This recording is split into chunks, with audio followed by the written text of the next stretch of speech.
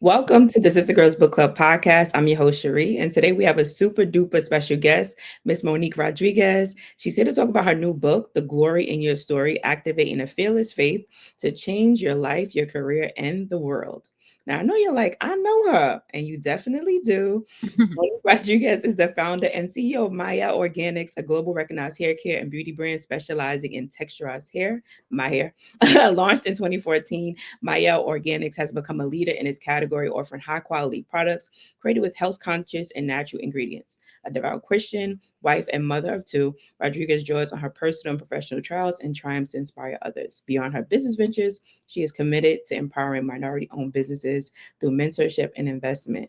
How are you? And welcome to the podcast, Monique. I'm great. Thank you for having me. Happy to be here. First of all, I'm so excited to have you. Like, I have the book. I read through this book like you were speaking to me all about, like, we were like, girl, sit down, take a Yes, break, that's the and, goal. and let's like have a little chit chat about your life. Let's get it together from step to step. Yes. So before we get into it, I always ask every guest, on a scale of one to your favorite song this year, where are you? And be sure to include the song. So the song would be 10, and then you will rate how you're doing on a scale of 1 to 10.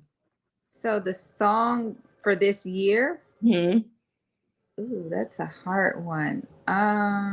Or your favorite song if you don't have, like, you can't think of it right now. My favorite song, like I'm really feeling Kendrick right now. Okay. Um, uh, oh my God, I can't think of the name. It's the remake of the DeBarges. Um, I'm having a brain fart. Uh, but on a scale of 1 to how you feel, like, feel, that being the 10. how I'm feeling? I'm Mhm. feeling like about a 9. That's good. That's not bad at Now all. it's gonna bother me. I can't think of the name of the song. You Okay, if know you the get it. song goes in. I know the song Yeah. exactly what you're talking about, but of course, asking me the song title is gonna be like, okay, now Yes. we both gonna be But it's definitely a remake because I'm like a huge fan of El DeBarge and the Mhm, DeBarges or what was it back then? Switch or yeah, Switch. mhm, I love their music. So any remakes that they make, like for us currently, I'm like mhm. feeling it. So that's like one of my favorites. I loved it. Okay, so we're here to talk about the book. I got the Yeah. book. It is like I said, it's so good. One of the things I wasn't ready for, honestly, which is kind of like it should have been a dumb moment for me, was that you included a lot of your faith in this book. And I mean down to like Bible scripture. Like I Yeah. was like, she included like Esther, she was like all up in there. Yeah. So one thing that people often always say is that when it comes to business, there are two things that you don't talk about: politics and religion. So what made you include it?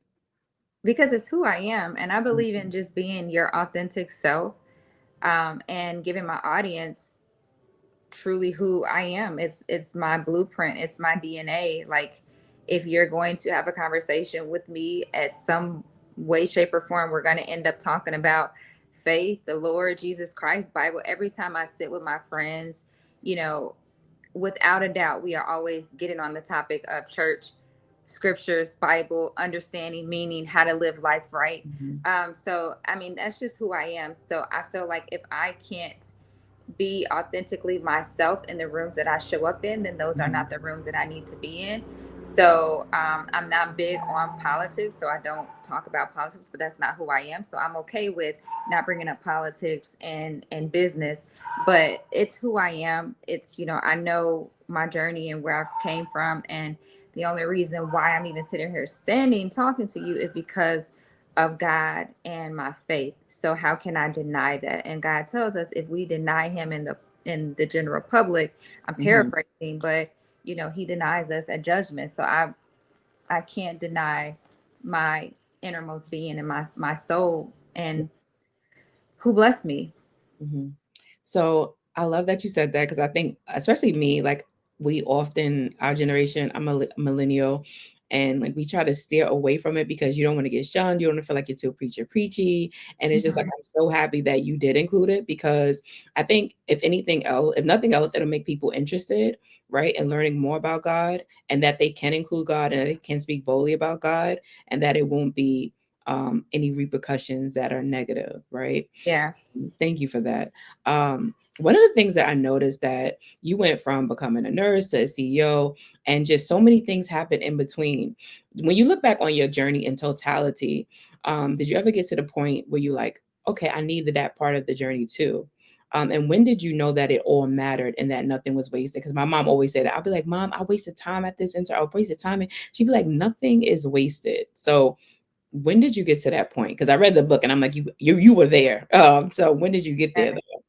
Yeah, no, I agree. I don't think that anything that, is assigned to our journey is time wasted. Mhm, There's always a valuable lesson in whatever it is that you're going through or that you're enduring for that moment. There's always a lesson, and that's a blessing, even though it may not appear to be the blessing or the gift that comes in a nice, pretty packaging. mhm, Sometimes the gift comes very messy, and it's not a gift that we normally expect, but mhm, there's always a gift in anything that we go through. And my revelation was when I actually started working on my Mielle and started building my community and my audience. And I was, again, very authentic. I let people know, like, I am not a celebrity. I am an everyday average mhm, nurse that goes to work every day. At mhm, that time, I was working as a home health nurse. But I said that I'm going to utilize my nursing skills and my background to help me understand the science and the chemistry behind products and formulations and hair growth and how the hair works. I already understood human anatomy and, the the progress of which our hair grows and the cycle of how the mhm, hair grows, and taking that knowledge and being able to combine it with, okay, how do I apply it to product formulations that perform and work on our textured hair, because our hair mhm, is a little different, our hair is very unique. mhm, And so, even though when I was working as a nurse, I didn't foresee that it would allow me to utilize that background and that skill set to apply the science to creating great products for women that look like me. It also allowed me to create the skill set to build my customer base and to build trust with my community. And so when I was in it, I didn't see it. And yes, I thought that, like, oh, when I look back in hindsight, yeah, I wasted my time because it's not truly what I wanted to be mhm, doing. Like, I mhm, really wanted to be an entrepreneur and be in the beauty space. But I learned so much being a nurse and having that skill set that I mhm. took that was applicable to me running and operating a business. So when I look back now, I'm like, no, I didn't waste time. I learned a lot. How I built my trust with my customers, I credit that to my ability to build trust with my patients. And I just transferred that skill set. So we always have to just look for the tiny, small gifts in whatever part of the journey we're on, because that gift will be a skill set that you can possibly transfer into a different part of your journey that God has for you. So don't look at it as time wasted. Look at it as God pruning you and preparing you and building character and resilience for you to be prepared when the next thing comes, and you'll already be like, oh, I know how to do this because of what I learned at X, Y, and Z. I love that. And I think a lot of time, like we need to hear that because we always just trying to, especially like just trying to go, go, go and get there. So it's like we don't want to waste time. So it's like, but this might be the thing that actually helps you or teaches you something Yeah. different that you're going to need in the long run. Okay, so one of the biggest things is like we're in an economic shift right now, and people are scared, but they still have their dreams. But they also know that the rent is due, right? Yeah. So, what is the advice you would give to those women? Because you've pivoted so much through, like when people read the book, they're gonna be like, I didn't know she did that. She was doing that. She was selling that. She pivoted into the clothing line. It was just so many different things you were doing. I'm like, dag. Um, how do you what advice do you give, because it's like people are still dreaming but they're very nervous because they know that they have something more to offer the world, but they're like, I'm afraid that if it doesn't work it's gonna like, you know, ruin everything for me. Yeah, and I know this can be a form of like truism to say this, but it's really not. But the Bible tells us to walk by faith and not by sight. You literally have to walk by faith. And I know the rent is due. I had bills that were due. We didn't know how we were going to pay our bills at one point in our journey.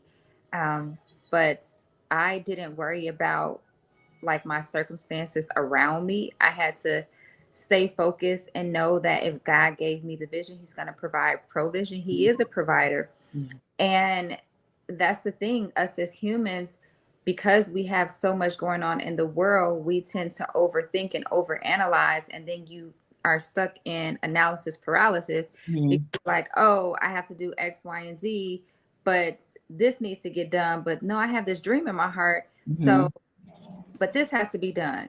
Mhm. But I'm going to focus on this because this has to be done. And I'm going to just ignore my dream.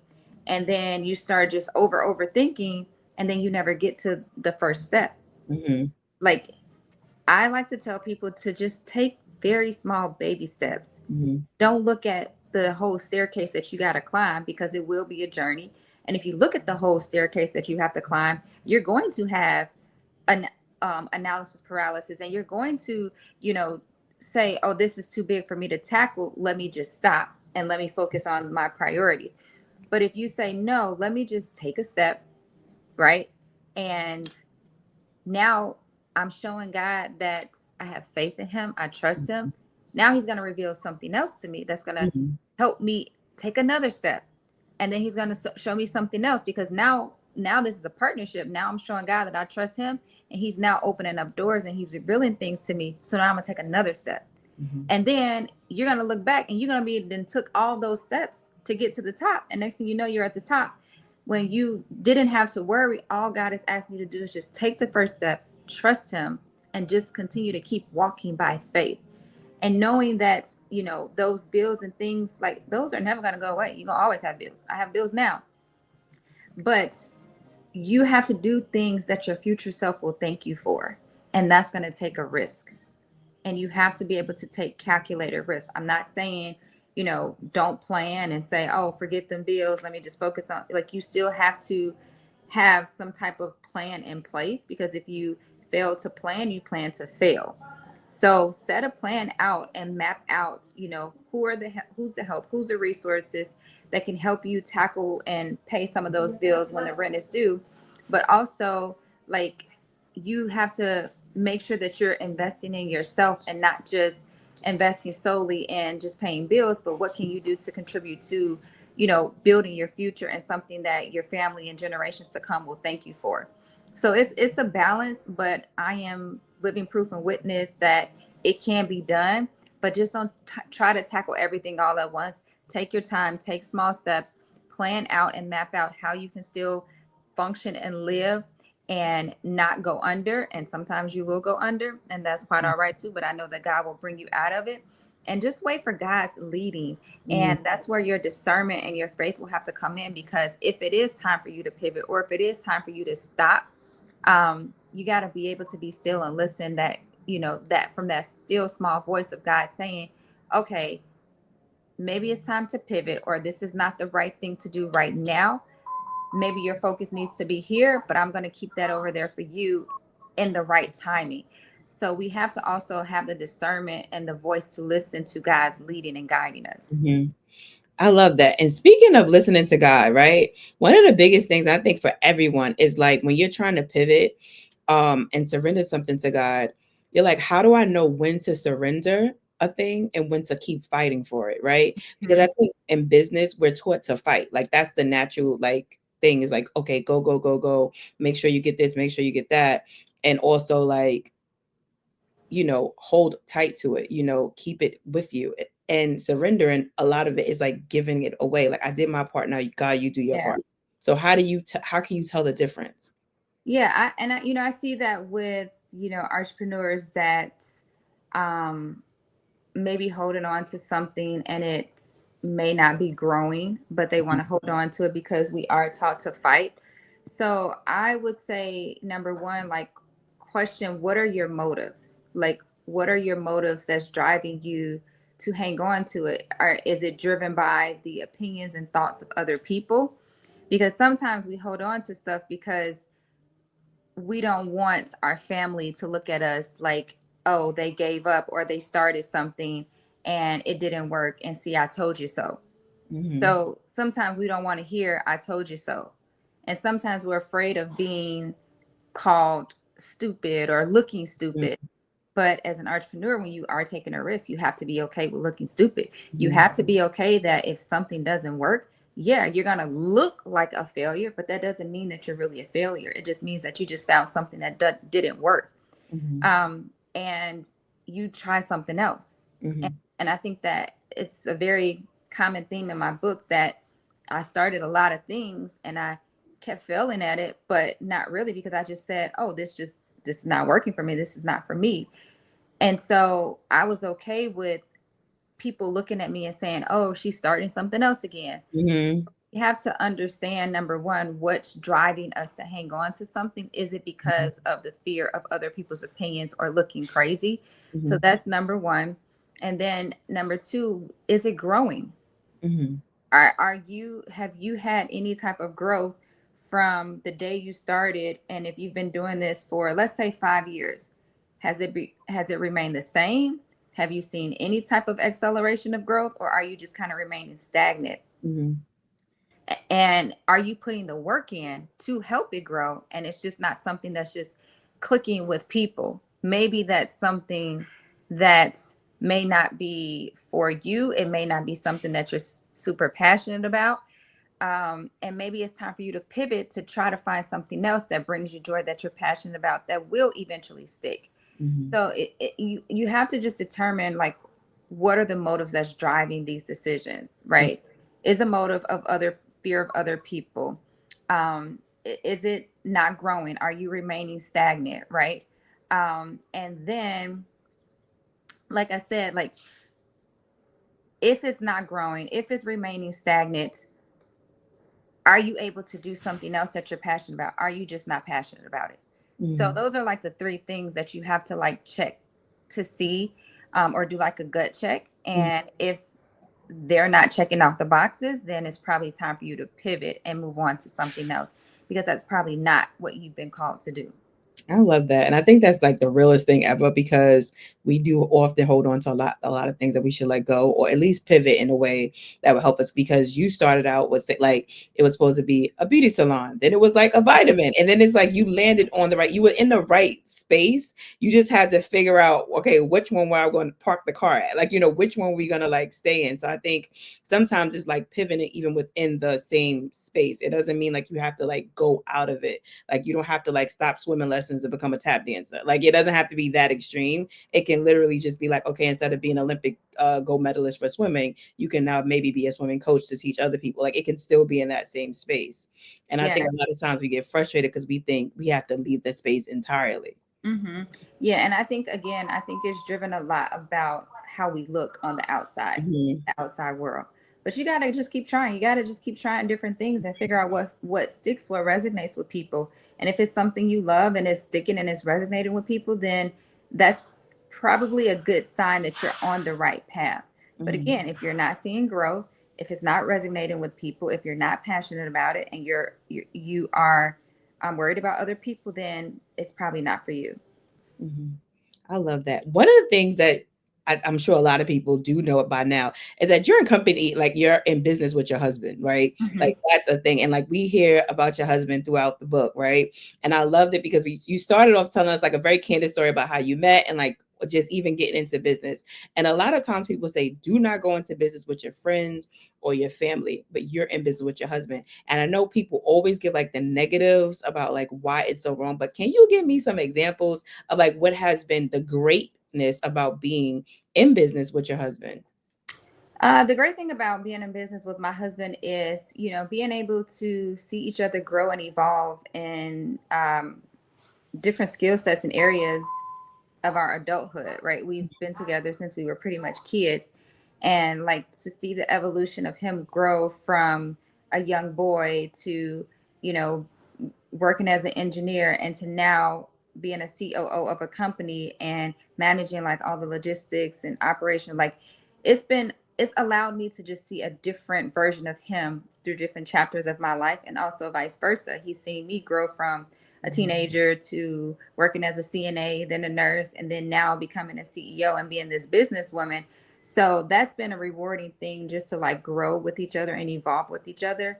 And sharing the same goals and vision has also been rewarding. And I think that with any partner, whether it's your family, your spouse, you can do business with the people that are close to you, but you have to be aligned and there has to be a shared goal, shared vision, and no egos can be involved.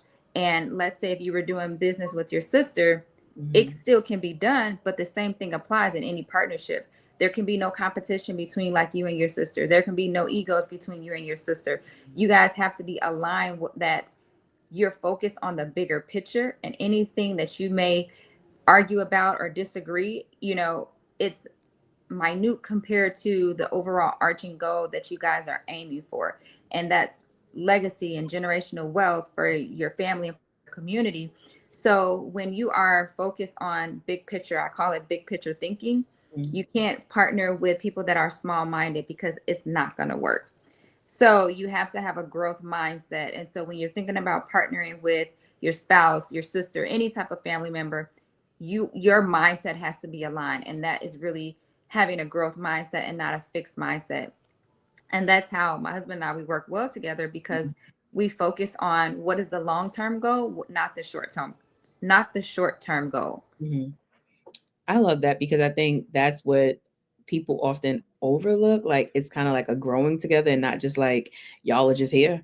Yeah. Um, so one of the things that I think I'm sure people by now know if they know your story is that you started your business while you were like grieving the loss of your child, right? And I think that's always like really heavy because when I read it, I was like, "Dag, I didn't know it was so close in time." I think Mhm. I thought it was like, oh, and years later, you know what I mean? It just seemed like this was something that was further apart. When I read it, I was like, "Oh my God, that was like right in the midst of it." So a lot of people, especially Christians, like we tend to think like we're not absolved from grief and we're not absolved from the human experience, including sickness and death. And it's like, when did you get to a point of understanding that God hears our cries and that He's also grieved by it, grieved by anything bad that happens to us, while also knowing that God isn't to blame for our tragedies?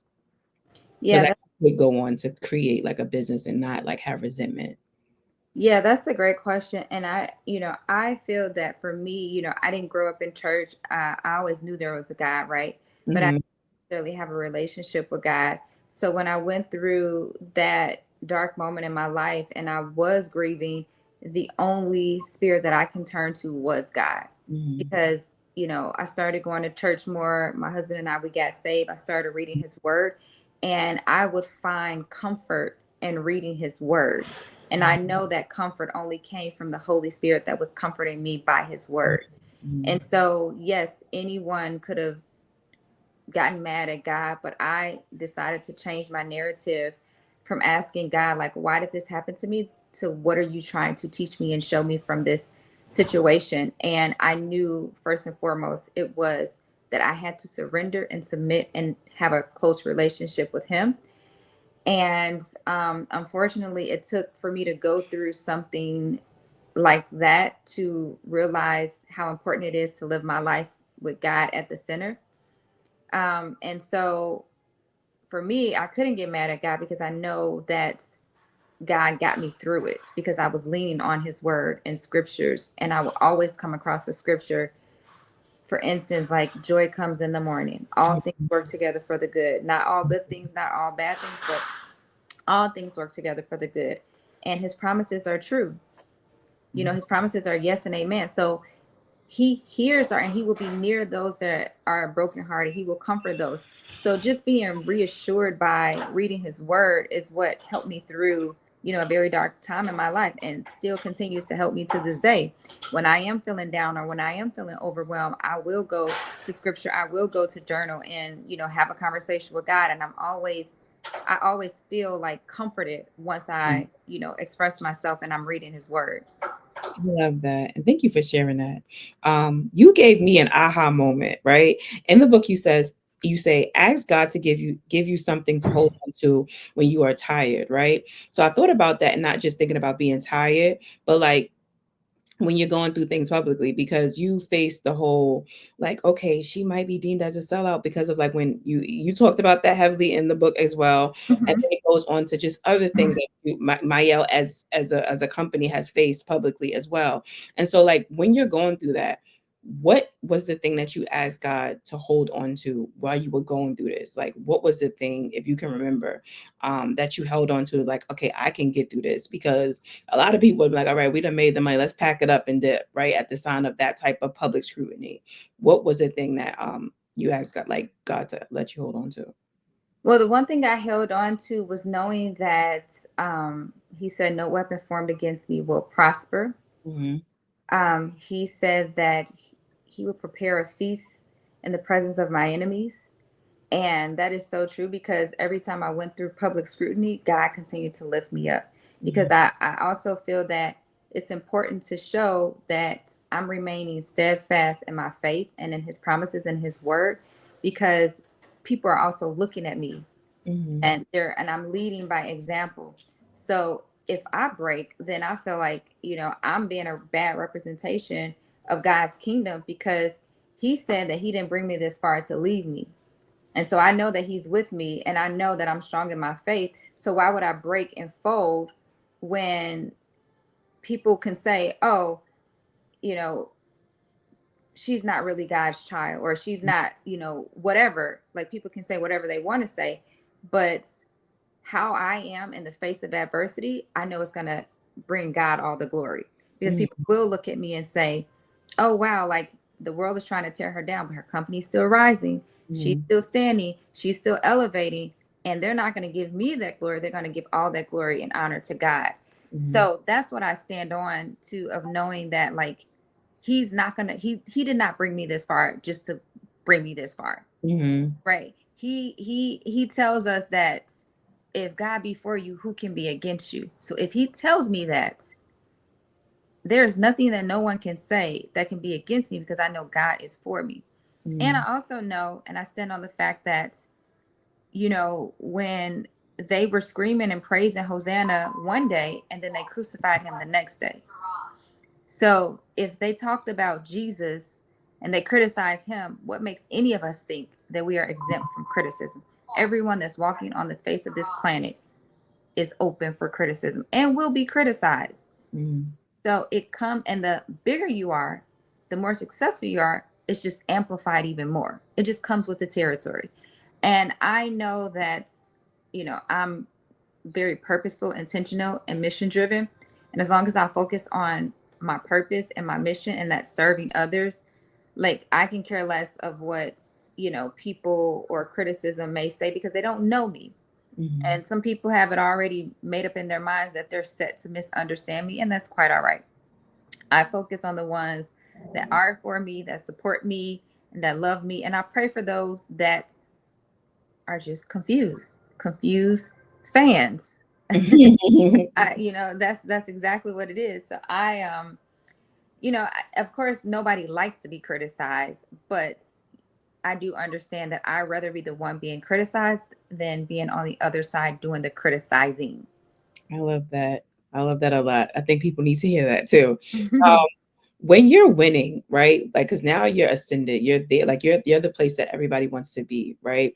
How did you, especially in the beginning when you started to win, how did you make sure that you kept God at the forefront? Because a lot of time we only call God when we need him, like when we're in, it's like a distress, like the bat call, the bat signal. And it's like when you start winning, people forget it's like this is not just by yourself. So how did you maintain having God at the forefront? Because at one point in your book, in the book, which I thought was so cool, I'm not going to give it away, you had to make a deal with like a big company in the beginning. It was like it was going to be a life-changing decision, and you were just like, we're not ready, right? And then outside noise probably would have been like, girl, like hop on that, but you were like, no, I need to listen to God to make sure that we make the next best decision. And I was Yeah. like, huh? No, like I need to get in. Is it a drink? Because you get so scared and you're like, if I don't get this opportunity, if I don't jump one, I'll never get it again. But that takes practice. So how did you get there? Yeah, well, what keeps me grounded is having great people around me as Mhm, well, that are not yes people, that will tell me the truth.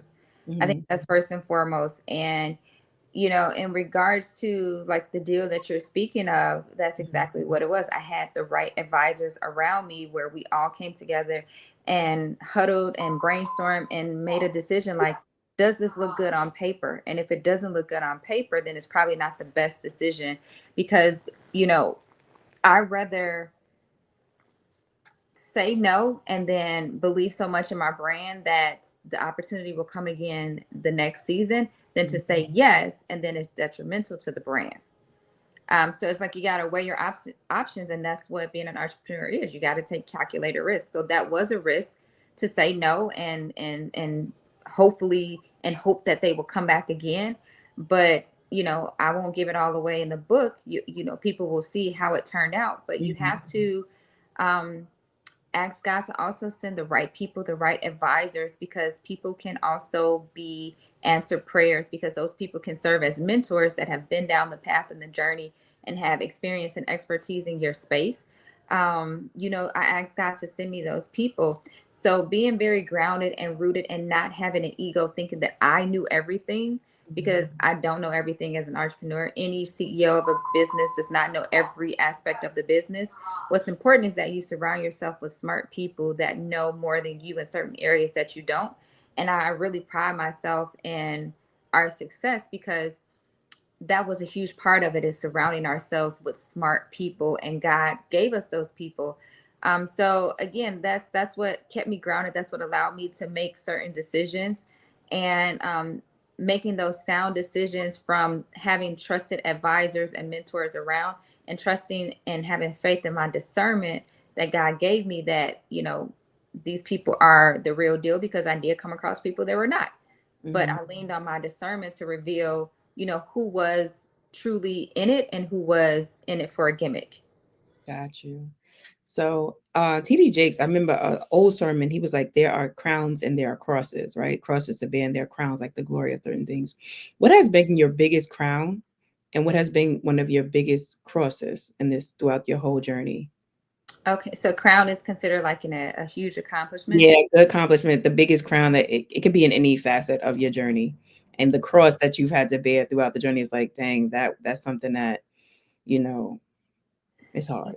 Yeah, the biggest crown I would say is setting the example to my daughters Mhm, that you can pursue your dreams, you can be married, mhm, you can be a mom. Um, we don't have to be boxed in as women to just be mhm, homemakers and cook dinner and be servants for our husbands. You mhm, know, we still need to follow the Bible and what it says about how a wife should honor thy husband, but mhm, that's is more to us than that. And I'm really happy that I've been able to show my girls that there is more to being a woman than just um, being your husband's wife and your kid's mom. Like, you have to have a purpose and an identity outside of that. And I'm really proud that I've been able to set that example for them. One of the crosses I would say is, in addition to running this company, like, I could have been just behind the scenes. No one had to know who I was. But because people did know who I was, and because I was very authentic and engaged with my community, that's what also helped us grow and elevate as a brand. But it also comes with a lot of weight. To mhm, your point earlier, like the criticism and, you know, the things that people, the expectations that people set on you that they don't even set on themselves, and feeling that the pressure of, like, having to always be on, like posting on social media, staying relevant. It's a lot of pressure that comes also with being the face of the brand and not just operating the back end of the business. But it wasn't something that I knew I signed up for this, and I knew I loved doing it. But I also knew that, and I've spoken to other founders as well that are like the face of their brand, and we all talk about and share like how it's also a very heavy weight to carry, as well, being the face and being out there in the public, just putting yourself out there for anything, and also running the business at the same time. I love that. I think that was good, actually. What has been some of the best parts of writing the book, and what has been like some parts where you like, I didn't think this was going to make it to the story, but it made it. Make it to the book, but it actually made it to, because you have a lot of you're very transparent. So the people who think it's gonna be one of those like, oh, we love the Lord and that's it. It's like you get very real and raw. And I'm just like, how did you decide what stories were gonna make it? Because I'm like, some of them was just like, wow. And what stories you were gonna like, scale back on and just say, all right, y'all can have it or not. Yeah, so first of all, writing the book was like therapy for me. It was very cathartic, and it was an outlet. So I love being able to just express myself. I also journal. So when I think about like the stories that I wanted to compile in the book, those stories are like a compilation of like my journal entries from over the past 10 years. So I really just reverted back to my journal entries and like outline like the different stories that I wanted to tell. And pretty much everything that I wanted to tell got into the book. There were some things that, we were going back and forth with the publisher about, should we scale back on this because this chapter is going to be too long? And I'm like, nope, everything I said, I wanted to be in the book because I know that this will help someone. Someone will be inspired by this story. And so it wasn't a lot of like back and forth on like scaling back on just like a few chapters, but I was very adamant of like, no, I want to keep everything that I put out there. I love that. And prayer is like really big in your life. Like throughout the whole book, you're like, I had to pray about this, I had to pray about that. What is your biggest prayer for yourself right now in this moment? My biggest prayer for myself is that I grow every day in my relationship with God. Mhm. Um, I pray for continuous protection over me and my family, um, sound mind, um, good health, and, just to be able to just always have joy and to follow the joy. I love that. And what do you want readers to take away from this book? Because it's written really beautifully. Like you even got Thank reflection questions at the end. I was like, girl, she gave us homework and everything. you. Yeah, what I want readers to take away is to be able to just, you know, own your story, own your narrative, and know that your story matters. Mhm. Um, Even the messy, broken pieces of your story, everything will all come together and work for your good. And I want the readers to be able to view themselves through a different lens and be able to identify, you know, that there's glory in their story and Mhm. there's a gift on the other side of that pain. There's purpose on the other side of that pain. So no matter what you're going through, no matter what your circumstances are, you will come out on the other side. You will get to the promise. But in order to get to the promise, you will have to go through a process. Mhm. I love that. And I think that for me, that this book, that's exactly what this book has been. So thank you so much for writing it and taking that time out because like I said, I didn't know half that stuff. Like I knew the big things, but not like the little stories or like how you has I was like, she had more jobs than a little bit. More like she was just said, I'm gonna get it by any means. I don't care. And I think people gotta see that. No, for real, people really have to see that it wasn't just you woke up one day and said, all right, I'm gonna go from being like a nurse, which is already like a prestigious job, to like becoming like the CEO. It because when you look online, that's exactly what it looks like. And it's like, Yeah. so thank you for showing people that yes, you can win, but it might look very different and you might have to do many different things until you get that thing. But if you keep God in it, he'll keep directing your path. So I think that to me, I needed to see that. I needed to read that, especially at this moment. So thank you so much for that. And I just have a few like flash questions. Flash questions, sorry. Just answer them really quickly without thinking. I'm looking at my phone now because I always write them here. So writing in the day or the night. Day. Okay. Malcolm X or Martin Luther King Jr. Ooh, that is a tough one. I'm gonna have to say Malcolm X. Okay. Girlfriends or insecure? You said girlfriends are insecure, Uh-huh. like Yeah. the show Insecure. Yeah. Uh-huh. Oh, okay. The show. Oh, ooh, I'm gonna say girlfriends. Okay. The Met Gala or Fashion Week? Fashion Week. Okay. The pomegranate and honey line or the rosemary mint line? Can I say both? Yeah, yeah. Is it Uchi Wally or is it one mic? Uchiwali. That's so funny. Most people try to be, oh yeah, one mic. And who is Monique Rodriguez? One word or You could oh, say, Monique Rodriguez is God fearing, She's a mom, wife, entrepreneur, ambitious, resilient, and a go-getter. I love that. And tell people where they can find you, where they can pick up I mean, I feel like they know where they can find you, but if you just want to go ahead and drop a line. Yes, so anyone can find me on Instagram, at Exquisite Mo, or Mielle Organics, and you can find my book, The Glory in Your Story, anywhere books are sold. All right. Thank you so much, Monique. I really appreciate you taking the time out. And y'all get the book. It's good. I read it in 2 sentences. That was it. I read it and I had highlighting and pinned everything. So thank you so much. Thank you.